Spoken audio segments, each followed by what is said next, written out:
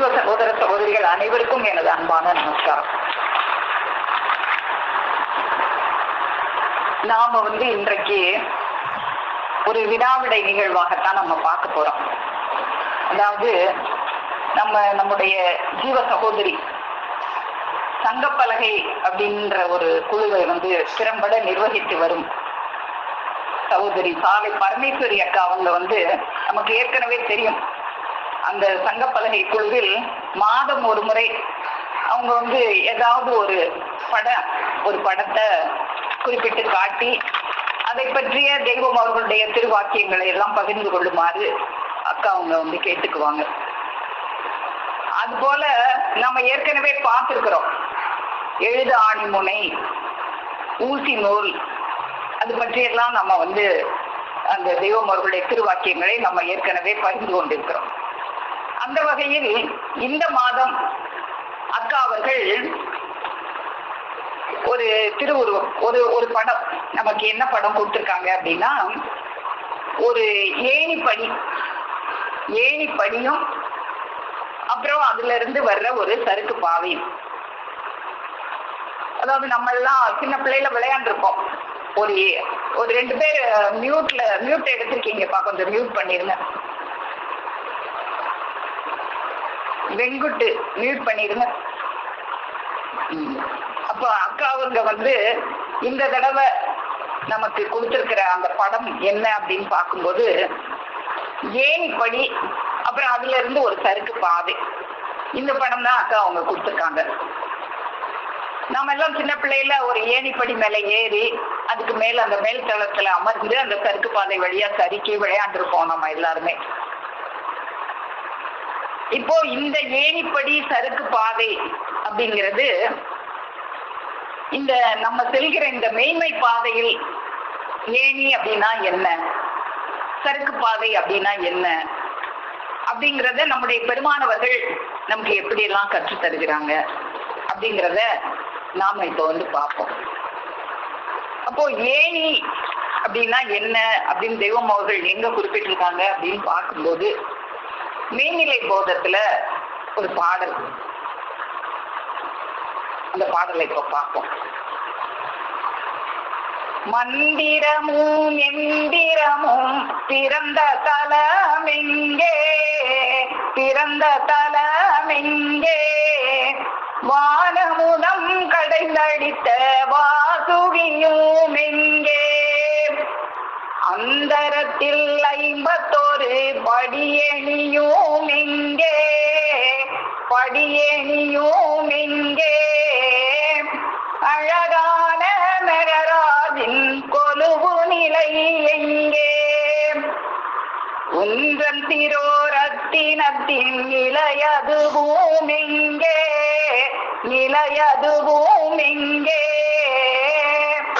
உமையவளாம் ஈஸ்வரித்தாய் கை கலந்ததெங்கே, இந்த நிலை என்றிடத்தெடுத்துரைக்கும் பெரியோர், எக்குலத்தோர் எவனினும் எனக்கிறைவராமே.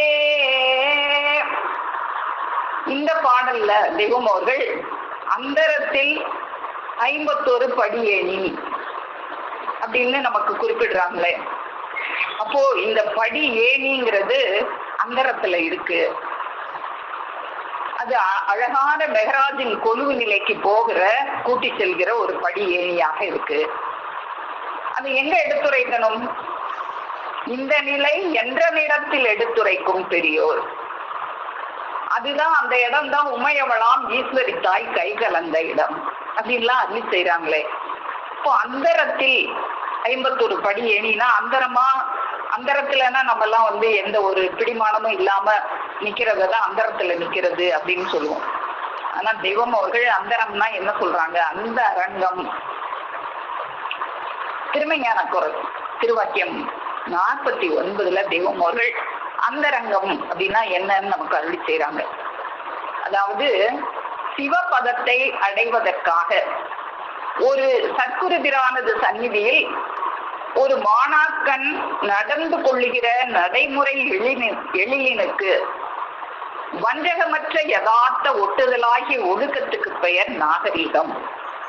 அப்படி ஒட்டி படிந்து அந்த அரங்கத்தை அறிந்தவனே அந்தரங்கம் அறிந்தவன் அப்படின்னு நம்ம கருதி செய்யறாங்க.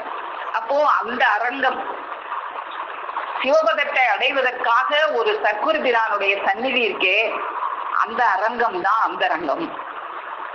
அந்த அரங்கத்திலிருந்து வர்ற நாதம் அதை அறிந்தவன் தான் அந்தரங்கம் அறிந்தவன். அப்போ அந்த அரங்கத்துலதான் இந்த 51 படி ஏணி இருக்கு அப்படின்னு நமக்கு இந்த பாடல்ல தெய்வம் அவர்கள் அருள் செய்யறாங்க. இப்ப இதை இன்னும் ஒரு பாடல்லையும் நமக்கு 51 படி ஏணி இருக்கு அப்படின்னு நமக்கு அருள் செய்யறாங்க. அதாவது நம்முடைய பொன்னரங்க கும்மி பாடல்ல காணியாட்சி சாலை ஆசூர மக்கீடம் வெளியன் மணிகை சொந்த பந்து எணிப்படியது 51 எட்டெழுத்து வீட்டில் தோணுதந்தா. ஏணிப்படி 51 ஆகும்னு சொல்லியிருக்காங்களே. அப்ப இந்த 51 ஏணிங்கிறது எதை குறிக்குது? அது வேணியன் மாளிகை சொந்த பந்தாக இருக்கிறது. அது 8 எழுத்து வீட்டில் தோணுகிறது. அந்த இருக்கு பாரு, அது எங்கேயோ இல்ல, இந்த பாரு 8 எழுத்து வீட்டில் தோணுதந்தா. அப்போ இப்ப இந்த 51னா நமக்கு என்னன்னு தெரியணுமே. தெய்வம் அவர்கள் எந்த ஒரு இதுவும் நமக்கு தெரியாம கேள்வியா கேட்டு மட்டும் விட்டுற மாட்டாங்க. இத்தனை கேள்விக்கும் நீ சொல்லொரு பொருளினாலே உனக்கு அதுக்கு உண்டான விடையெல்லாம் தெரிஞ்சிரும் அப்படின்னு அருள் செய்வாங்க. நாம தான் தேடி அதை கண்டுபிடிக்கணும். அப்போ இந்த 2 பாடல்களையும் நமக்கு 51 படி ஏணி அப்படின்னு அருள் செஞ்சிருக்கிறாங்க. அந்த மெய்நிலை போதம் பாடல்ல அந்தரத்தில் 51 படி ஏணி இருக்கு. அது எப்படி இருக்கு அப்படின்னா மெஹராஜின் கொலுவு நிலையாக இருக்கு. அப்போ இந்த 51 படி ஏணியில ஏறி சென்றா நம்ம எங்க செல்லலாம் அப்படின்னா அந்த மெஹராஜ் அப்படிங்கிற அந்த கொலுவு நிலைக்கு நம்ம ஏறலாம். மெஹராஜ் அப்படிங்கிறது என்ன? மான்மியத்துல தெய்வம் அவங்க முதல்ல பாட்டே இருக்கிறான். அவங்க சந்திக்கும் போது சொல்லுவாங்களே மெஹராஜ், கைலாயம், வைகுந்தம் அப்படின்னு. அதை பார்ப்போம் நம்ம. உலகில் மெஞ்ஞான மகத்துக்கள் என்னும் பாரவான்கள் எல்லாம் கைலாயம், வைகுந்தம், தெய்வலோகம், மெஹராஜ் என்றும் கூறப்பெற்ற சைதன்ய அந்த அதிமகோன்னத நிலைக்கு. அப்போ கைலாயம், வைகுந்தம், தெய்வலோகம், மெஹராஜ் எல்லாமே அந்த கைலாயம் சொர்க்கபதியை தான் குறிக்குது. அந்த சொர்க்கபதிக்கு போகலாம், இப்பவே போகலாம், இந்த தூலம் இருக்கும் போதே போகலாம். அந்த அதிமகோன்னத நிலைக்கு எப்படி போறது? கவனக்குளிகை, அன்னம், மயில், வாசி என்னும் சவாரி கொண்டு போய் வருவதாக உலகத்தில் குருதிகளும் மக்களும் கூறிக்கொண்டிருப்பதானது அது உண்மையாக நிஜமேதான் என்று மொழிந்தார்கள் அப்படின்னு நமக்கு மாநிலத்துல நம்ம பார்க்கிறோம். அப்போ அந்த கைலாயத்துக்கு நம்ம எப்படி போறது? மெஹராஜ் அப்படிங்கிறது கைலாயம். கை அப்படின்னாலே நாதம் அப்படின்னு அர்த்தம். லாயம் அப்படின்னா கட்டப்பட்டிருக்கிற இடம். எப்படி ஒரு குதிரைய கட்டப்பட்டிருக்கிற இடத்த குதிரை லாயம் அப்படின்னு சொல்லுவாங்க. அதே போல இந்த மனத்தை நம்ம கட்டுப்படுத்தி வச்சோம்னா அந்த இடத்துக்கு பேரு மனோலாயம். அதுபோல அந்த கையானது, அந்த நாதமானது கட்டப்பட்டிருக்கிற இடத்துக்கு பேரு கைலாயம். அந்த நாதம் எங்க கட்டப்பட்டிருக்கு? அது உமையவளாம் ஈஸ்வரி தாய்கிட்ட இருக்கு. உமையவளாம் ஈஸ்வரி தாய்கிட்ட இருக்கு. அந்த உமையவளாம் ஈஸ்வரி தாய் கை கலந்தது எங்கே? அப்போ உமையவளாம் ஈஸ்வரி தாய்கிட்ட தான் அந்த கை, அந்த நாதம் அது கலந்து இருக்கு. அது உன்னுள் கலக்க வேணும். அப்படி நீ உன்னுள் கலக்கும் போதுதான் நீ அந்த கைலாயத்தை அடைய முடியும். அந்த உமையவள் தானே வீணை வச்சிருப்பாங்க. உமையவளாம் ஈஸ்வரி தாய்கிட்ட தானே நாதம் இருக்கும். உமையவளாம் ஈஸ்வரி தாய் தானே வீணையை மீட்டுவாங்க. அந்த வீணா தண்டின் நாதம் வழியாக ஏறுவதற்கு பெயர் தான் பிடரி மார்க்கம் ஏறுதல் அந்த உமையவளாம் ஈஸ்வரி தாயினுடைய அந்த வீணாகானத்தின் மூலமாக நாம ஏறுவதற்கு பேருதான் பிடரி மார்க்கம் அப்படின்னு நம்மளுக்கு தெய்வம் அவங்க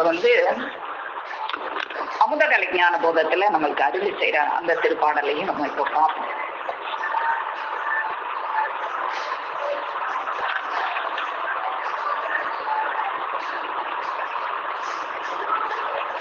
காணுவது கால் 12 அதற்கு மேலே காணுமடாரை மறைவாயிருக்கும் அங்கே.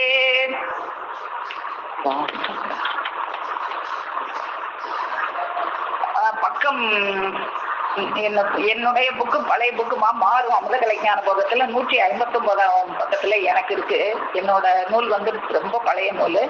உங்க இதுல பக்கம் மாறுதான்னு பாத்துக்கோங்க. அமுதகலை ஞான போதம் பக்கம் 159.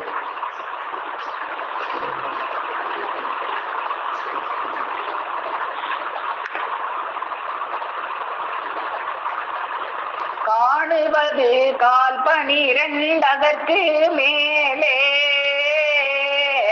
காணுமடாரை மறைவாயிருக்கும் அங்கே. வீணா தண்டின் வழியாய் பிடரி மார்க்கம் வீதியெல்லாம் புரண்டாலும் சொல்வாருண்டோ. இந்த வீணா தண்டின் வழியாக பிடரி மார்க்கம் ஏறுவத குருபெருமான் அல்லாம நீ வீதியெல்லாம் புரண்டு அழுதாலும் உனக்கு சொல்வார் உண்டோ. கோணாது முக்கோணம் போட்டதின்மே குரு சொன்ன ஆசனம் போட்டிருந்து கொண்டு நாணாமற் தாரக மந்திரத்தை ஓத நாட்கள் வரும் நாளெல்லாம் நலநாளாமே. அப்போ அந்த பிடரி மார்க்கம் ஏறுவது, அந்த ஏணிப்படி வழியாக ஏறுவது, அந்த வீணா தண்டின் வழியாக ஏறுவது எப்படி அப்படின்னா, குரு சொன்ன ஆசனம் போட்டு இருந்து கொண்டு அந்த கவன குளிகையை போட்டுக்கொண்டு எண்ணத்தை பல வழிகளிலே சிதற விடாம எண்ணத்தை கூர்மையாக்கி ஓர்மைப்படுத்தி நாணாமல் தாரக மந்திரத்தை ஓத. நாணக்கூடாது.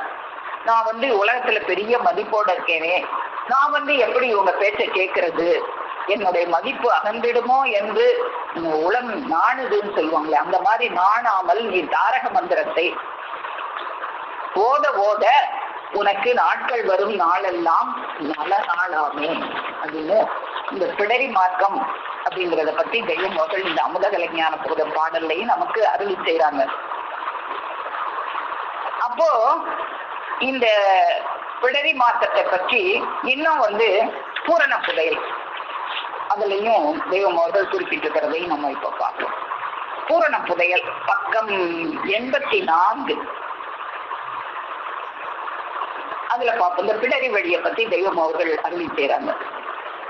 பாரும் குருவருளால் மனமுறைக்க பாரந்த மூக்கு முனை புருவ மையம் ஏறும் படி அதுதான் பிடரி வழி என்ன வள குரு வீரசுல் நடந்தது. ஏறுதல் வழுக்கும் வழி அல்லாது எட்டி அடி வைத்தால் அங்கே இழுத்தெறியும். அப்போ ஏறும் படிக்கு பேருதான் என்னது? பிடரி வழி. அது அந்த வீணா தண்டின் மார்க்கம். அந்த உமையவளாம் ஈஸ்வரி தாயின் வீணையிலிருந்து வருகிற நாதம், அந்த நாதத்தை பிடிச்சுக்கிட்டு நீ ஏறுறதுக்கு பேருதான் பிடரி வழி. அந்த நாதம் எங்க இருக்கு? குருபெருமான் கிட்ட இருக்கு. பாரும் குருவருளால் மனமுறைக்க பார். அந்த பாரு, இந்தாதான் இருக்கு, எங்கேயோ தேடாத. இந்தா பாரு, அந்த உருவம் எடுத்து நம்ம முன்னால உட்கார்ந்து பேசிக்கிட்டு இருக்காங்க. இப்ப கூட ஒளிநாடால நம்மகிட்ட பேசிக்கிட்டு இருந்தாங்க. கைலாயம்ங்கிறது என் கிட்ட போய் பெரிய பிள்ளைகளுக்கா இல்ல, உங்க எல்லாருக்கும் சொந்தமானதுன்னு இப்ப கூட நம்ம கூட பேசினாங்களே. பாரந்தா மூக்கு முனை புருவ மையம். அந்த நாதம் எங்க இருந்து வந்தது? மூக்கு முனையில இருந்து தானே வந்தது. மூக்கு முனைனா நம்ம ஏற்கனவே பார்த்திருக்கோம். என்னமோன்னு நினைப்போம். மூக்கு முனையில தானே இருக்கு அந்த ஆலவாய்.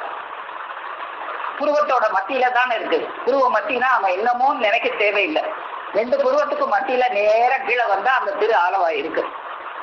மூக்கு முனையிலையும் புருவ மத்தியிலையும் தான் அந்த ஆலவாயில இருந்துதான் உனக்கு இந்த பிடரி அந்த வீணா கானமானது அப்படியே அந்த வீணநாதம் நம்மளை மயக்குகிற அந்த வீணநாதம் வந்துகிட்டே இருக்கு. அதை பிடிச்சு ஏறுறதுக்கு பேருதான் அந்த ஏணிப்படியில ஏறுறது, அந்த பிடரி வழியில ஏறுறது. ஏறுதல் வழுக்கும் வழி காமில் அல்லாது எட்டி அடி வைத்தால் அங்கே இழுத்தெறியும். அந்த ஏறுற வழி ரொம்ப வழுக்கிற வழி, பார்த்து ஜாக்கிரதையா நம்மளால ஏற முடியாது. தெய்வம் அவங்க கைய பிடிச்சுக்கிட்டே ஏறினாதான். காமியில் அல்லாது அவர்களுடைய துணை இல்லாது ஏற முடியாது. எல்லா இந்த நாதம் இப்போ கேட்டுச்சே நமக்கு. நம்ம முன்னால் அந்த எல்லாத்தையும் படிச்ச சர்வேஸ்வரனுடைய நாதத்தை செவியில கேட்கறதுக்கு நாமெல்லாம் என்ன பாக்கியம் செஞ்சோம். கோடியில் ஒருவன் என்றோ குலமான். அப்ப அந்த கோடி, இந்த உலகத்துல இருக்கிற கோடி மக்கள்ல ஒரு குலமானாக நாம இருக்கிறோமே. அதை பற்றி கொண்டு ஏறுவதற்கு பேர் தான் ஏணிப்படியில ஏறுவது. அந்த ஏறுவது எப்படி இருக்கு? வழுக்கும் வழியாக இருக்கிறது. அந்த வழுக்கும் வழியில அது வழுக்கிறாதபடி காமியில் அவர்களுடைய அந்த திருக்கரத்தை பற்றி கொண்டு நாமெல்லாம் அந்த வழியாக ஏற வேண்டும்.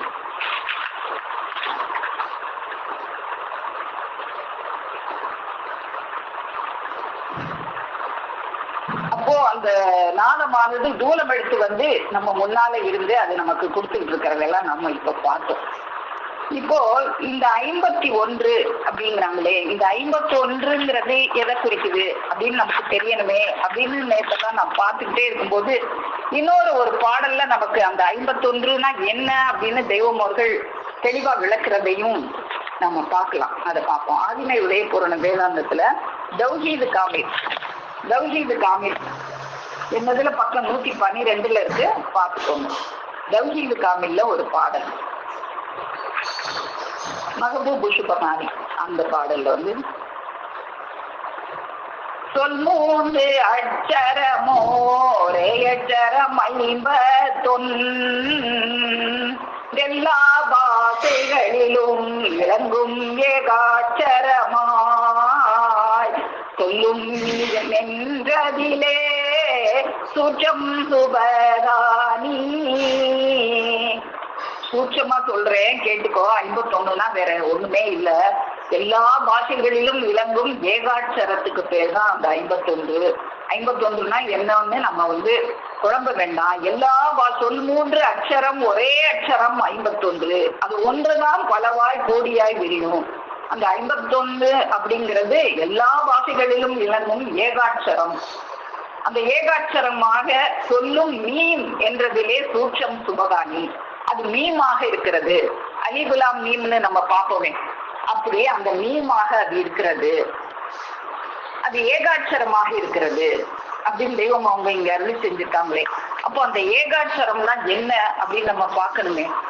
அதுக்கும் நமக்கு விளக்கம் கொடுத்துருப்பாங்க தெய்வம். நம்மளை எதையுமே அப்படி சந்தேக பொதுப்புலமை பேசுவோர் புலவர் தெய்வம் அவங்க நம்மள சந்தேகத்தோட விட மாட்டாங்க, நம்மளை தெளிவாக்கிடுவாங்க. அப்போ அந்த ஏகாட்சரம் என்ன அப்படிங்கிறத பத்தி நம்ம தெய்வம் அவர்கள் கோடாயுதக்கூர் திருவாக்கியம் 324 பக்கம் 342 அதுல வந்து முன்வந்த வேதமாமறைகளில் ஊமை எழுத்தென்றும் பிள்ளையார் துளி என்றும் ஏகாட்சரம் என்றும் மூல எழுத்தென்றும் அடிமுடி நடு என்றும் அகர உகர சிகரம் என்றும் முச்சுடர் என்றும் அகம் பிரம்மாஸ்மி என்றும் ஓம் சத் சத் என்றும் ஓம் ஸ்ரீ ஹலால் என்றும் கூறி வைத்துள்ளதையே குரான் ஷரீப் ஆகிய புர்கான் வேதத்தின் முன்முகத்தில் அலிப் லாம் மீம் என்ற அளவுக்குரிய அடையாள அகமிய கிரந்தமாக எடுத்து வைத்துள்ளது. அந்த அலிப் லாம் மீமை தாங்கள் திட்டவட்டமாகவும் தெள்ள தெளிவாகவும் அறிந்தும் அனுபவித்துக் கொண்டும் இருப்பதோடு தங்களை சார்ந்துள்ள 69 ஜாதிகளை கொண்ட எல்லா மதங்களிலும் உள்ள பல ஆயிரக்கணக்கான மக்களுக்கு அதை அறிவித்தும் அதன் பலனாக அன்னவர்களின் இறுதி பிரயாண நேரத்தில் இவர்கள்தான் நல்லவர்கள் என்று புண்ணியர்கள் மெய்யான பரிசுத்தவான்கள் காட்டக்கூடிய பகிரங்க அடையாளமாகிய சுத்த பிரயாணர்களாக ஆகி, அதாவது நஜீஸ் கசப்பு ஜலம் என்னும் தீட்டு துடக்கு நாற்றம் யாதொன்றும் இல்லாதவர்களாகி சொர்க்கபதிக்கு குடியேறும் முழு யோக்கிய பதவியை இன்றே இங்கு பிரத்யட்சத்தில் அனுபவிக்கும்படி ஆக்கிவிட்டும் ஆக்கிக் கொண்டும் இருக்கின்றவர்கள். அப்போ யாரு அந்த ஏகாட்சரம் என்பது என்னவாக இருக்கு? அது ஒரு மோன எழுத்தாக இருக்கு, அடிமுடி நடுவாக இருக்கு, அகர உகர சிகரமாக இருக்கு. அப்போ இந்த அகரம் அதுதான் நமக்கு இப்போ இந்த 51 இருக்கு அப்படிங்கறத இந்த பாடல்ல நமக்கு சொல் 3 அட்சரம், ஒரே அட்சரம் 51, அது எல்லா பாஷைகளிலும் இலங்கும் ஏகாட்சரமாக இருக்கு. அதுதான் மீமாக இருக்கு. அப்போ இந்த ஏகாட்சரம் அப்படின்னா என்னன்னு நம்ம பார்த்தோம். அப்போ இந்த மீம் அப்படிங்கிறத பத்தியும் நம்ம தெய்வம் அவர்கள் நமக்கு மான்மியத்துல விளக்கி அல்றத நம்ம ஏற்கனவே பார்த்துருக்கோம், இருந்தாலும் இப்பயும் பார்ப்போம். அதன் பின் 3வதாக முச்சத தூண்டாமணியாகிய அந்த கித்தாப்பின் கடைப்பெரிய பகுதி என்னும் போகா புனல் மேல் விளங்கும் பிரம்மமுடி சாகா தலை என கூறும் பூரண கும்பக அடிமுடி நடுவாகிய சர்வ சாட்சியின் தகசல் முடியாகிய மீனையும் கண்டார்கள். அந்த மீம் அப்படிங்கிறது சாகாத்தலை, சாகாத்தலையாகிய இறைவன் அப்படின்னு நமக்கு தெய்வமோகள் அருளி செஞ்சிருப்பாங்க. அந்த வேகாக்கால் சாகாத்தலை அதை பத்தி சொல்லும் போது மனிதனானவன் முடிவில்லா இறைவனாகிய சாகாத்தலை என்னும் அக்கும்பத்தின் முகத்து பார்வையை விட்டு எக்காலத்தும் மாறாதவனாக, அந்த சாகாத்தலை என்னும் இறைவனுடைய முகத்து பார்வையை விட்டு நாம எக்காலத்தும் மாறாதவனாக எக்காலத்தும் அதை பற்றி கொண்டே இருக்கணும். அப்போ இந்த 51 அப்படிங்கிறது என்ன? அந்த ஒரே ஏகாட்சரம், அது அகரமாக இருக்கிறது. அகரம் அப்படின்னா என்னன்னு நமக்கு தெரியும். அகரம் அப்படின்னா அது எல்லா எழுத்துக்களும் முதல் எழுத்தாக இருக்கு, அதுதான் உயிரெழுத்தாக இருக்கு. தெய்வம் அவங்க கூட ஒளிநாடாவில் உயிரெழுத்து எங்க எழுத்து உயிரெழுத்து அப்படின்னா தரையில எழுதுவாங்க. ஊதான பிள்ளையார் சொல்லி அப்புறம் ஊன்னு எழுதுவாங்க. அதை அழி அப்படின்வாங்க, அழிச்சுவாங்க. அழிஞ்சு போச்சு, நீ அழிச்ச உடனே அழியிறதா உயிரெழுத்து? உயிரெழுத்து என்னைக்கும் அழியாததே. அதை அவங்க கையில இருக்கிற அந்த வேல் கம்பால குத்துவாங்க. இன்னும் பேசாம இருக்கு அப்படின்னு சொல்லி அந்த எழுதினவர் மேல லேசா குத்தும் போது அவர் அப்படியே நெளியும் போது என்ன நீ நெளியிற, அப்போ உயிரெழுத்து இங்கேதான் இருக்கா அப்படின்னு சொல்லுவாங்க. அப்ப அந்த அகரமாகிய அந்த உயிர் நமக்குள்ளாகத்தான் இருக்கு. அந்த உயிராக நாம தகுதலையாக ஆகணும். அந்த தலையானது வீணாக போய்விடாமல் யமன் கையில சிக்காம இப்ப பார்த்தனை பரிசுத்த ஜீவ பிரயாணங்களாக அந்த நஜீஸ் என்கிற கசப்பு தீட்டு ஜலம் வெளியாக பரிசுத்த பிரயாணம் ஆகுறதுக்கு பேரு தான் அகரமாகுதல். தகு தலையாகிறது அகரம், தகாத தலையானா அது அகரம் இல்லை அப்படிங்கிறத நமக்கு தெய்வ தேடுகுடகம் வஸ்து துதி பாடல்ல அகமியம காமியம கூறின் நகமியம தொலியன வினாவு தகுதலைகனாகு பெயர் அக, தகுதலைகனாகு பெயர் அகர அப்படின்னே சொல்லிட்டாங்க நமக்கு இங்க. தகுதலையா நீ ஆகுறதுக்கு பேர் தான் அகரம். தகுதலைகனாகு பெயர் அகர, உன் தலைய தகுதலையா ஆக்கணும், சொத்துக்குரிய தலையாக ஆக்கணும், வீணான நரகத்துக்குரிய தலையாக பாவத்தலையாக மாத்திரக்கூடாது. தகு தலைகனாகு பெயர் அகர நிகரில் அவன் அவனே நூல நாமே. அப்போ அகரம்னா என்ன, ஏகாட்சரம்னா என்ன? நமக்குள்ள உயிராக. அப்போ அந்த தெய்வம் அவங்க இன்னைக்கு கூட ஒளிநாடாவும் அந்த உயிரை நீ பார்க்க வேண்டாமா? உன்னை காலமெல்லாம் தூக்கிக்கிட்டு திரும்பிச்சு அந்த ஆளை நீ பார்க்க வேண்டாமா? அந்த ஆளு தூரம் எடுத்து உட்கார்ந்து இருக்கிறாங்களே அதை நீ பார்க்க வேண்டாமா? அப்ப கேட்டாங்க, அந்த கைலாயம் வைகுண்டம் அப்படிங்கறதெல்லாம் ஏன் சித்த பெண் பிள்ளை பெரிய பெண் பிள்ளைக்கா? உங்களை போல எல்லாருக்கும் அந்த உட்கார்ந்து இருக்காங்களே, இவங்க எல்லாரும் பார்த்தவங்க இந்த உட்கார்ந்து இருக்காங்களே, இவங்க எல்லாம் வரும்போது எப்படி வந்தாங்க? என்னை இவங்க எல்லாத்தையும் உயிரெல்லாம் காட்டுவாங்கன்னு நினைச்சா வந்தாங்க. இவங்களை கேள்வி கேட்டு மடக்கணும்னு நினைச்சு எதிரி போலதான் வந்தாங்க. ஆனா இன்னைக்கு பார்த்தா இவங்களுக்குள்ள உட்கார்ந்துகிட்டு இருக்கிற ஒரு ஆளு, ஒரு தெய்வம் அந்த தெய்வமா இருக்கு. அப்படின்னு அப்படியே நமக்கு அத பொடுபோக்குல அப்படியே சொல்லிட்டு போறாங்க. பார்த்தா அவங்க உள்ளத்துக்குள்ள உட்கார்ந்து இருக்கிற தெய்வமா இருக்கு. என்ன செய்வாங்க, இங்கே உட்கார்ந்துட்டாங்க. அப்போ அந்த ஆளை நீ உன்னை நாளெல்லாம் தூக்கிட்டே தெரியுது, நீ எங்கெல்லாம் பார் விளையாண்ட, புடிச்ச, எல்லாம் செஞ்சியே, அதுக்கெல்லாம் காரணமாக இருந்துட்டு அந்த ஆளை நீ பார்க்க வேண்டாமா?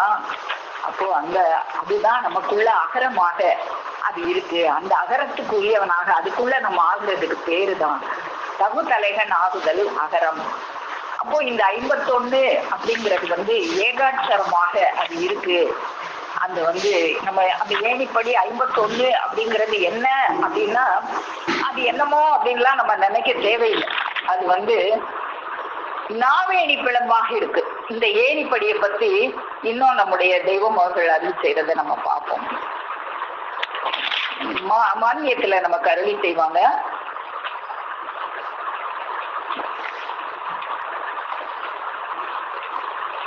அது நாவேணி பிளம்பு. அந்த ஏணிங்கிறது நாவேணியாக இருக்கிறது. அந்த நாவேணியில இருந்துதான் மந்திரங்களா வெளியே வருது. இந்த மந்திரங்கள் எல்லாம் படிகள், ஏணி படிகள்.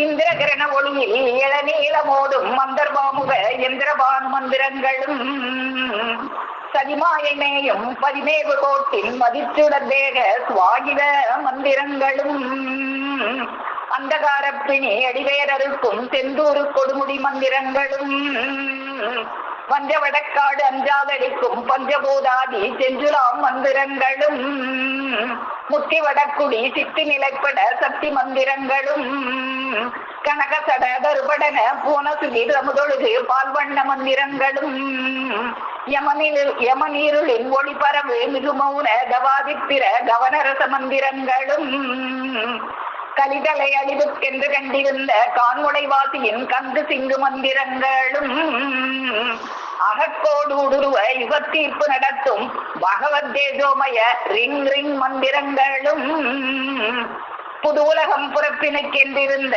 பூவாணி கொடுக்கிறன நாவேணி பிளம்பின் நன்னாட்ட மந்திரங்களும். இத்தனை மந்திரங்களும் அந்த நாவேணியில இருக்கு.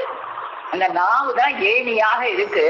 அந்த ஏணியில படிகளாக இத்தனை மந்திரங்கள் இருக்கு. இந்த படிகள் எல்லாம் 51 படிகளாக மந்திரங்களாக இருக்கு. இந்த 51 படியிலையும் தெய்வம் அவர்களுடைய அந்த திருக்கரத்தை பற்றி கொண்டே நம்ம ஏறணும். இன்னும் இது 51 மட்டும் இல்ல, அது ஒன்றாகவும் இருக்கு, ஏகாட்சரமாகவும் இருக்கும், ஒன்னாகவும் இருக்கும், 8ஆகவும் இருக்கும், 5 எழுத்து மந்திரமாகவும் இருக்கும், 8 எழுத்து மந்திரமாகவும் இருக்கும், 10ஆகவும் இருக்கும், 100ஆகவும் இருக்கும், கோடியாகவும் இருக்கும். இன்னும் இவ்வாறு அனந்தம் மந்திரங்களாகிய இது ஒன்றிலும் திருமதி நகார வகார சிகார மணிமந்திரங்களும் அனந்தம் உண்டு. அனந்தம் உண்டு.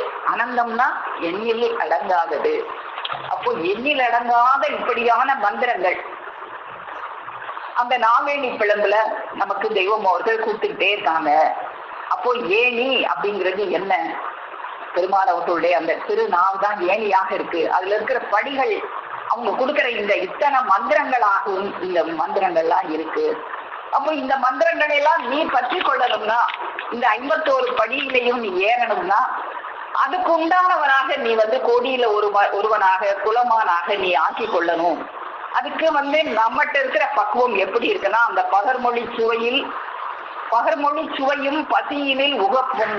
அந்த பகர்மொழியில சுவை, அந்த சுவையே ருசிக்கின்ற பசி உனக்கு இருக்கணும்.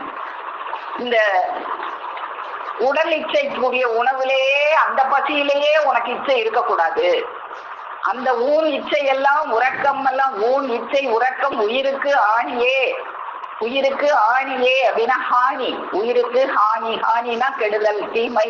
உயிருக்கு அதெல்லாம் கெடுமைன்னு நினைச்சு, கெடுதல்னு நினைச்சு நீ எதுல உகப்பா இருக்கணும்? இந்த பகர்மொழி சுவையும் பசியினில் உகப்பும் அப்படி இருக்கணும். அந்த மெய்ப்பொருள் மேவான் பொய்ப்பொருள் பாடான், பொய்ப்பொருள் பாடோன் மெய்ப்பொருள் மேவான். நீ பொய்ப்பொருள்லே இச்சை கொண்டிருந்தீன்னா இந்த மெய்ப்பொருள் உனக்கு கிடைக்காது.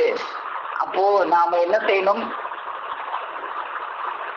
நாம இதெல்லாம் அறிந்து கொள்வதற்கு பேருதான் நமக்கு அறிவறி பாடத்துல அனைத்தும் உன்னுள் அறிந்து வாழ்வதற்காய் நீயுடல் எடுத்த நன்னேர் வழியென அறிவது முதலாம் அறிவறி பாடமே. அப்போ இதுதான் நமக்கு தெய்வம் அவர்களுடைய அந்த மந்திரங்கள் தான் அந்த ஏணிகளாக இருக்கு. அந்த ஏணிகள்ல அந்த அதெல்லாம் நாம எங்க அறியணும்? எல்லாமே ஒன்னிடத்துல அந்த எட்டெழுத்து வீட்டில் தோணுதண்டா, அந்த எட்டெழுத்து வீட்டுக்குள்ளதான் நீ அறியணும். செய்தியெல்லாம் உடம்பினில் ஓர் இடந்தனிலே பேசில் ஓம் உடம்புக்குள்ளதான் நீ அறியணும். நீ எங்கேயே போய் அறியணும்? நம்ம உடம்புக்குள்ளதானே, இப்ப நம்ம செவியில தானே நம்ம கேட்டுக்கிட்டு இருக்கோம். நம்ம செவி நமக்குள்ளதானே அது இருக்கு, அதுக்குள்ளதான் நம்ம அறியணும். அங்கமதில் இதனையெல்லாம் ஓரிடத்தில் பேசி எல்லா கேள்வியும் கேட்டுட்டு அந்த கேள்விக்கெல்லாம் பதில் என்ன? ஒரே இடம்தான், உன்னுடைய தூலத்துக்குள்ளதான், வேற எங்கேயும் இல்லை. அங்கமதில் இதனையெல்லாம் ஓரிடத்தில் பேசி அன்னவரை ஜெகதகுரு என்று அறியலாமே. செய்தியெல்லாம் உடம்பினில் ஓரிடத்தில் பேசி ஜெகத்துக்கெல்லாம் ஜென்ம சாபல்யர் என சென்றேன். அப்போ இந்த பாடல்ல நமக்கு வேணியன் மாளிகை சொந்த பந்து அப்படின்னு சொல்லிட்டாங்களே, அது என்ன சொந்த பந்து? பந்தா இல்ல, அது சொந்த பந்து. சொந்த வேணியனுடைய அந்த மாளிகை. வேணியன் அப்படின்னா வேணுகானத்தை கொண்டவன், வீணாநாதத்தை கொண்டவன் தான் வேணியன். வேணுகானம் புல்லாங்குழல் இசைச்சாங்க கிருஷ்ண பரமாத்மா. வேணுகானத்தை கொண்டவர்கள் அவர்களுடைய சொந்த பந்து. சொந்த பந்துக்கள் அப்படின்னா உறவினர்கள். அவர்களுடைய சொந்தமாகவும் உறவினர்களாகவும் நாம ஆகிட்டா, நீ என்னை யாரோன்னு பார்க்காத, உன்னுடைய அண்ணன் தம்பி மனைவி மக்களில் ஒருவராக நினைச்சுக்கோ அப்படின்னு சொல்லுவாங்களே, அப்படி நாம அவங்கள சொந்தமாக ஆக்கிவிட்டா அந்த சொந்த பந்தங்களுக்கு மட்டும்தான் இந்த கைலாயம் கைவசமாகிறது. இப்படித்தான் அந்த ஏணியில தெய்வம் அவர்களுடைய கையை பிடித்து கொண்டு அந்த நாவேணி பிளம்பில் அந்த மந்திரங்களாக இருக்கிற அந்த படியில நாம ஏறி செல்லணும். அதுல யாரால ஏற முடியும்? எல்லாராலையும் ஏற முடியுமா அப்படின்னா அது எல்லாராலையும் ஏற முடியாது. அது யாரால ஏற முடியும் அப்படிங்கிறதையும் தெய்வம் அவங்களுடைய கையை பிடிச்சுக்கிட்டு தான் ஏறணும். அது யாரால எல்லாம் ஏற முடியும் அப்படிங்கிறதையும் நமக்கு கொடுத்திருப்பாங்க. நம்ம பார்த்தோம் ஏற்கனவே. பாரும் குருவருளால் மனமுறைக்க பாரந்த முக்கு முனை புருவ மையம் ஏறும் படி அதுதான் பிடரி வழி என்றங்கூர் என்றங்கால குரு வீரசு நடந்தது. ஏறுதல் வழுக்கும் வழி காமிலல்லாது எட்டி அடி வைத்தால் அங்கே இழுத்தெறியும் முழு கீழே கழுக்கருக்கா கொடிய முழு காம்பல் சோமேரிகள் ஏறுவதெங்கே. சோம்பேறியா இருந்தா அதுல ஏற முடியாது. முழுக்கப்பா வழுக்கும் வழி வீண் மதிப்பில் மூலத்தேற முடியாது மூளை பாரன்னே. வீண் மதிப்புடையவனாக இருந்தாலும் உன்னால ஏற முடியாது. மதிப்பு கொண்டு நான் எப்படி பணிஞ்சு கேட்கறது? நான் உலகத்துல பெரிய மதிப்பா இருக்கானே, நான் மந்திரியா இருக்கிறேனே, நான் இந்த நாட்டுக்கே பிரதமரா இருக்கிறேனே, நான் ஒரு சாமியார்கிட்ட பணிஞ்சு கேட்கறதா அப்படின்லாம் வீண் மதிப்புல இருந்தீன்னா நீ ஏற முடியாது. யார் ஏற முடியும்? முழு மன சிங்கங்கள் என்றால் எவர் என்றாலும் முடிவில் நெற நெறவென்றேறிடுவார்.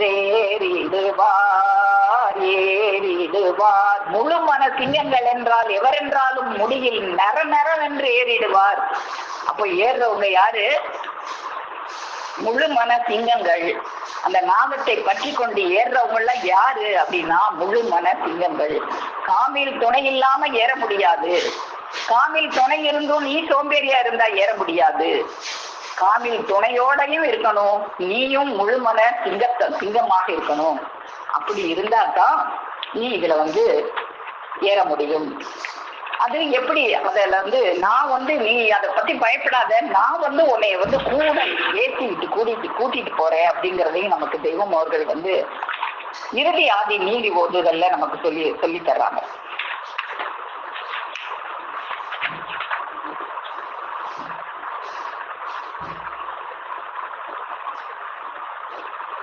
எண்ணில் நெடுங்கால வாழ்வு கோட்டில்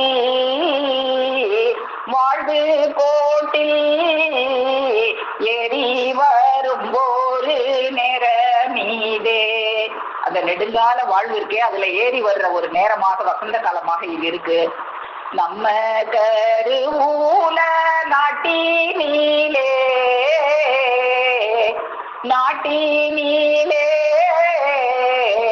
நான் ஏறுவேன் கூட ஏறிடுவீர். நான் ஏறுவேன், என் கூட சேர்ந்து நீ ஏறிக்கோ. அவங்களோட கூட சேர்ந்துதான் நம்ம ஏற முடியுமே தவிர நாம தனியாக அதுல ஏற முடியாது. அவங்களுடைய அந்த திருநாதத்தை பற்றி கொண்டுதான் நம்ம ஏற முடியுமே தவிர தனியாக நம்மளால ஏற முடியாது. நாம் இருவேறுமாக வேதப்பதிக்குள் சென்று அந்த சாந்தி என்னும் சலாமத்தை அடையலாம். அப்படி இல்லாம நீ என்னை விட்டுட்டு தனியாக போகலாம்னு நினைச்சா அது முடியாது. அப்போ அவங்களுடைய அந்த திருக்கரத்தை பற்றி கொண்டுதான் நம்ம அந்த வேதப்பதிக்குள் செல்ல முடியும். அப்போ அப்படியாக தெய்வம் அவர்களுடைய அந்த திருக்கரத்தை பற்றி கொண்டு நாம் இருவேறுமாக வேதப்பதிக்குள்ள செல்வோம் அப்படின்னு சொன்னாங்களே, அதுபோல தெய்வம் அவர்களுடைய அந்த திருக்கரத்தை பற்றி கொண்டு நாம் அந்த எப்படி அந்த வேதப்பதிக்குள்ள நுழையிறது. என்னை என்னவென்று கண்டறிந்து அதன் பின் நானும் உன் கூடவே வருவேன். நாம் இருவேறுமாக வேதப்பதிக்குள் சென்று உனக்கு வேண்டிய சாந்தி என்னும் சலாமத்தை அடைவதற்கு போக கடவாய். இவ்வாறின்றி என்னை கவனிக்காது பொதுபோக்காக பொதுவாக தள்ளிவிட்டு போகின்றவர்கள், அவங்க நாதம் முழங்கிக்கிட்டே இருக்கேன், அப்போ அதை கவனிக்காது பொதுபோக்காக தள்ளிட்டு நானும் சாமி கும்பிடுறேன் பூஜை செய்யறேன்னு நீயா செஞ்சுக்கிட்டு இருந்தீங்கன்னா அதெல்லாம் இரு கரைகளும் மீறி புரண்டோடும் பிரவாகமான நதியில் ஒரு சல்லி புளியை கரைத்து விட்டதின் பலம் கூட இன்றி போயிரும். அதனால என்னை பற்றி கொண்டு நீ வா, அப்போ நான் ஏறுவேன், கூட ஏறிடுவீர்கள் அப்படின்னு சொல்லி நமக்கு கையை நீட்டி அந்த ஏணியில ஏறுறதுக்கு தெய்வம் அவர்கள் நமக்கு வழிகாட்டுறாங்க. ஏன்னா அந்த வழி அப்படி சறுக்குதலான ஒரு வழியாக இருக்கு. அது நம்ம இப்ப இவ்வளவு தூரம் ஏணியில எப்படி எல்லாம் ஏறலாம், ஏணினா என்ன, அந்த ஏணியில எப்படி ஏறலாம், தெய்வம் அவர்களுடைய அந்த கையாகி அந்த நாதத்தை அந்த திருக்கரத்தை பற்றி கொண்டு நம்ம எப்படி ஏறலாம் அப்படின்னு பார்த்தோம். அப்படி ஏறாம நீயா ஏறலாம்னு நினைச்சீன்னா அது உன்னை சறுக்கி விட்டுரும். இப்போ நம்ம ஏணி இருக்கு, ஏணியில ஏறுறதுக்கு முயற்சி தேவை, சறுக்கிறதுக்கு முயற்சியே தேவையில்லை. அந்த சறுக்கு பாதையில அந்த மேல உட்காந்தீங்கன்னா அதுவே சறுக்குன்னு இழுத்து உன்னை கீழே கொண்டு தள்ளி விட்டுரும். அப்போ அந்த மாதிரி தள்ளுறது சறுக்கிறதெல்லாம் என்ன, சறுக்கிறது எதுவாக இருக்கு அப்படின்னு பார்க்கும்போது அதுக்கும் நம்ம தெய்வமர்கள் எப்படி ஏணினா என்னன்னு நமக்கு சொல்லி கொடுத்தாங்களோ அதே மாதிரி சறுக்கு பாதை என்ன அப்படிங்கிறதையும் நமக்கு அருளி செய்யறாங்க. எதெல்லாம் உனக்கு சறுக்காக இருக்கு? இந்நீல மாய்கையாலும் இடைஞ்சலின் வெட்கத்தாலும் நன்னீலை கேர ஒட்டா நழுகி கீழிழுத்து தள்ளும். இந்நில மாய்கையாலும் இடைஞ்சலின் வெட்கத்தாலும் உன்னை நன்னிலைக்கு ஏற ஒட்டாது நழுகி கீழே பிடிச்சி இழுத்து தள்ளுறதுக்கு ரெடியா இருந்தோம். அதனால அதுல எல்லாம் சிக்காம என்னை நீ அறிவாயாகி இப்பவே தருவேன் காண்பாய். என்னை நீ அறிஞ்சுக்கிட்டீனா, நான் யாருன்னு அறிஞ்சுக்கிட்டா, இப்ப இன்னைக்கு சொன்னாங்களே இவங்க எல்லாம் என் கூட சண்டை போடுறதுக்காக எங்க கடவுளை காட்டுவீங்களாம எங்க காட்டுங்கன்னு கேள்வி கேட்கறதுக்காக வந்தவங்க பார்த்தா இவங்களுக்குள்ள உட்கார்ந்துருக்கே அந்த தெய்வமா இருக்கு, நமக்குள்ள உட்கார்ந்துருக்கே அந்த தெய்வம் அதான் தூரம் எடுத்து நம்ம முன்னால உட்கார்ந்து நம்ம கூட பேசுது. அதை அறிந்தால், அந்த தெய்வத்தை அறிந்தால் உன்னை நீ அறியும் தன்மை உரைத்த மூலம் காப்பே. அப்போ அவங்கள இப்போ இந்த ஏணியில நாம இப்படி சரிக்கிறாம இந்த மாய்கையாலையும் மதிப்பினாலையும், என்ன மதிப்பு, இந்த உலகத்துல நான் பெரிய மதிப்பா இருக்கேன், அதனால எல்லாரும் என்னை மதிக்கிறாங்க, நான் ஒரு மந்திரியா இருக்கேன், ஒரு பெரிய ஒரு பதவியில இருக்கேன், நான் ஒருத்தவங்கிட்ட பணிஞ்சு கேட்கறதா அப்படின்னு நினைச்சுன்னா நிலைமையில என்ன செய்த நெட்டவும் பயந்தேன் ஐயா மேதினி மாந்த கூடி இத்தல திறனை மதித்தே இருக்கின்றார் எனவே எண்ணி சுத்தரை பணிந்து கேட்க சுழுப்புளம் நானுடையா கத்தரே எனக்கு இதற்கோ காரியம் புகழ்ந்தீர் நாதா இந்த மெத்தவும் பயந்தேனையா, இந்த மேதை மக்கள் எல்லாம் கூடி என்னை மதிச்சு ஒரு பெரிய பதவியில உட்கார வச்சிருக்காங்க. நான் ஒருத்தவங்கிட்ட பணிஞ்சு கேட்கறதுக்கு என் உளம் நானுதே, சுழுக்குதே. இதுக்கு ஒரு வழி சொல்லுங்க. சுழுக்குதா? என்ன வரும்போது என்ன பண்ணுவ? காரியம் மேற்கை கலந்திடும் நேரம் தண்ணே, பாரிலும் மொழிக்கு நாடும் பணிந்தவர் முன்னால் நீயும், கூறு வெட்டுருமுகின்ற கொடும்பவ முழுக்கும் பார்த்து, நாறு வென்றுரைத்தால் அங்கன் நாணமோ மதிப்போ பாராய். இன்னைக்கு பணிஞ்சு கேட்கறதுக்கு நானுதுன்னு சொல்றியே, காரிடி யமன் உன் மேல கை கலக்க போறானே, அன்னைக்கு உனக்கு உன் சொல்லுக்கு பணிஞ்சுக்கிட்டு இருந்தாங்களே அவங்க எல்லாம் என்ன சொல்லுவாங்க? நீ கூறு வெட்டு உரும போற. எனக்கு ஒரு மிதிச்ச உடனே கூறு வெட்டு உரும போற, கரண்ட் முரட்டுன்னு இழுத்துக்கிட்டு உருமிக்கிட்டு நாரி சாக போற. உன் பக்கத்துல இருக்கிறவங்க எல்லாம் ஐயா நாருதுன்னு கிட்ட கூட வரமாட்டாங்க. தூக்க வர்றவனுக்கு கூட காசு நிறைய கொடுத்தா தான் தூக்குவான். இவ்வளவு நாளைக்கு உனக்கு தூக்கிக்கிட்டே புரிஞ்சுச்சே, அதை நீ மதிக்காம இருந்ததுனால இந்த கூறுகட்டு உரிமைன்ற இந்த குடும்ப முழுக்கெல்லாம் உனக்கு வந்துருமே. அன்னைக்கு நானமோ மதிப்போம். அந்த நாலு தூக்கி போடி வரேன்னு சொல்ல போறாங்க. திரும்பி வந்துடாதப்பா, நாங்க நல்லா இருக்கணும், வந்தினா ஜாதி சட்டியும் விளக்கமா இருந்தான்னு வாசல்ல வச்சாங்களே, அன்னைக்கு உன் நாணமும் மதிப்பும் எங்க போகும்? அப்போ இந்த சறுக்கிற வழி இப்படியாக இருக்கு.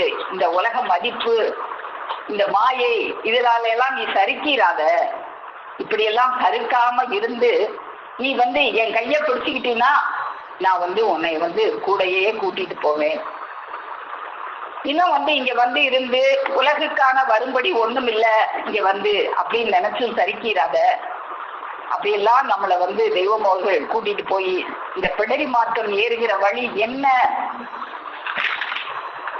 அவங்களுடைய அந்த நாதத்தை நம்ம பற்றி கொண்டு ஏறுவதற்கு பேருதான் இந்த பிடரி மார்க்கம் ஏறுவது அப்படிங்கறதெல்லாம் நமக்கு கற்றுக் கொடுத்து, காணுவது கால் 12 அதற்கு மேலே காணுமடாரை மறைவாயிருக்கும் அங்கே, வீணா தண்டின் வழியாய் பிடரி மார்க்கம் வீதியெல்லாம் புரண்டாலும் சொல்வாருண்டோ, போனாது முக்கோணம் போட்டதின்மே ஒரு சொன்ன ஆசனம் போட்டிருந்து கொண்டு, நாணாம தாரக மந்திரத்தை ஓத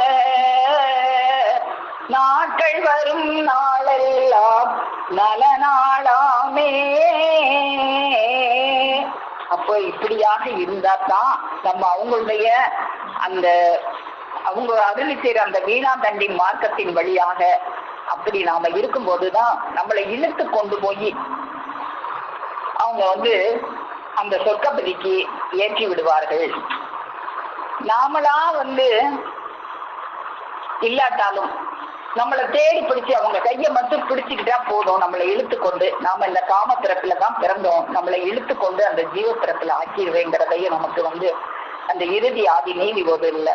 ஆதியிலே காம பீரத்திலே நீ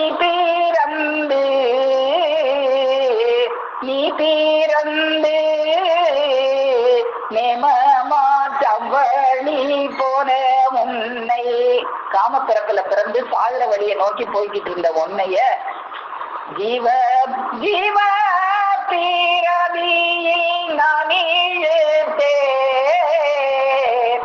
நான் இழுத்தேன் தேவையோக விட்டு காகும் என்று, காமப்பிறப்புல பிறந்து சாகர வழியை நோக்கி போய்கிட்டு இருந்த உன்னைய ஜீவ பிறவியை நோக்கி நான் இழுத்து சேவை யுகவிட்டு காகும் என்று உன்னை பிறக்கி எடுத்தேன். அழுக பீரத்திலே நீ பீரந்து ஆசைய பயத்தீர் போன உன்னை வான பீரவியில் நான் இழுத்தேன் வாங்கீடு வாய்ப்பு பிறந்திவி என்று இன பிறவியில் நீ பிறந்து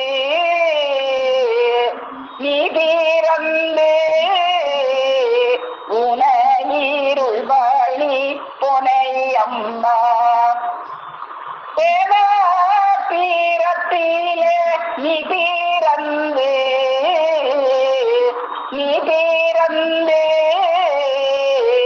பிரேத கூலி வழி போன உன்னை பிடித்து மாறு பீர பாக்கி உன்னை ஆக்கி உன்னை பிரம்மயோக விட்டு காமென்றி.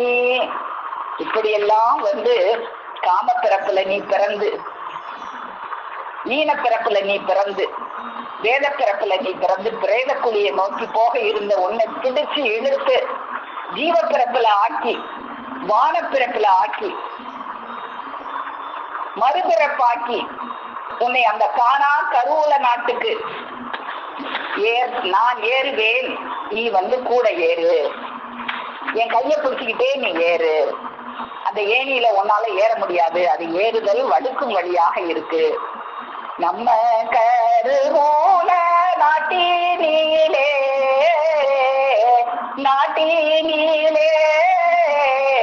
நான் ஏறுவேன், கூட ஏறிடுவேன்.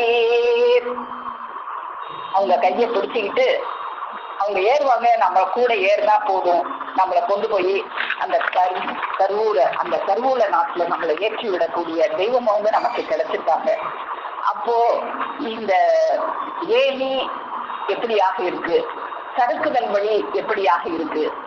இந்த ஏணி அவர்களுடைய வீணா கானமாக, வேணு கானமாக, அந்த நாவேணி பிளம்பாக, அந்த நாவேணி பிளம்பில் இருந்து வருகிற நன்னாட்டு மந்திரங்களாக, ரிங் ரிங் மந்திரங்களாக, ரிங் ரிங் ரிங்னு நம்ம செவியில ஒலித்து கொண்டே இருக்கு.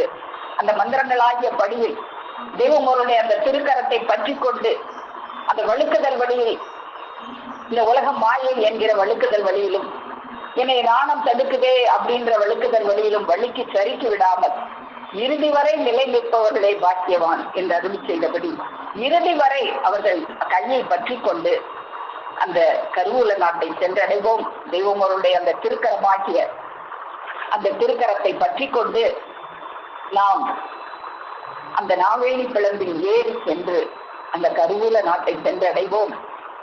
அதற்கு துணை நிற்கும், அதற்காக தன்னுடைய கரத்தை நீட்டி நான் ஏறுவேன், கூட ஏறி வாருங்கள் என்று தங்களுடைய திருக்கரத்தை நம்மை நோக்கி நாளும் நீட்டிக் கொண்டிருக்கும் நமது பெருமானவர்களது பொன்னடியை போற்றி பணிந்து நமஸ்கரித்து என் முட்டிப்பேருடைய மேலும் மேலும் முழங்கும் என்று கூறி உங்கள் அனைவரிடமிருந்து விடைபெறுகிறேன்.